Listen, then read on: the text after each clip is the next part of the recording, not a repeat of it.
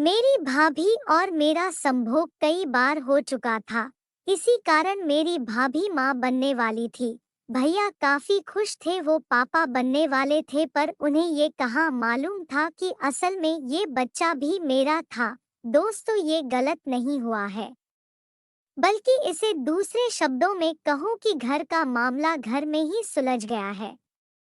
यदि भैया के नामर्द होने के कारण भाभी कहीं बाहर मुंह मारती तो हो सकता था कि घर की बदनामी होती और बात काफी आगे तक बढ़ सकती थी।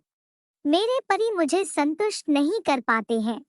फिर फिर माँ ने विस्तार से पूछा तो मैंने उन्हें बता दिया कि तुम्हारे भैया का खड़ा ही नहीं होता है। माँ ने इलाज के लिए नहीं कहा। भाभी, हाँ, कुछ दिन इलाज के लिए तुम्हारे भैया ने डॉक्टर से भी सलाह ली, मगर कुछ नहीं हुआ। मैंने उन्हें औजार खड़ा करने वाली दवा खिलाकर अपनी भाभी करने की कोशिश की तो औजार ने मुझे 2 मिनट ही टोकने और ढीला हो गया, उनका वीर्य भी नहीं निकला था।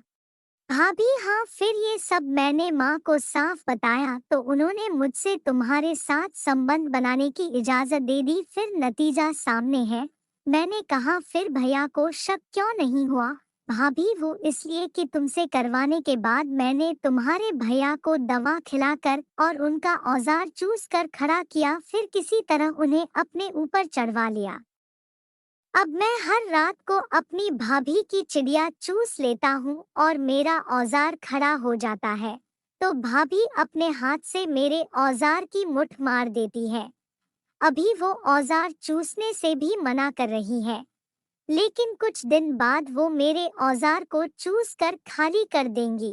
रिया भाभी ने बताया है कि 1 महीने बाद ही वो अपनी चिड़िया में मेरा औजार लेंगी। इस तरह भाभी मेरी पत्नी और दूध पिलाने वाली माँ दोनों बन गई थी।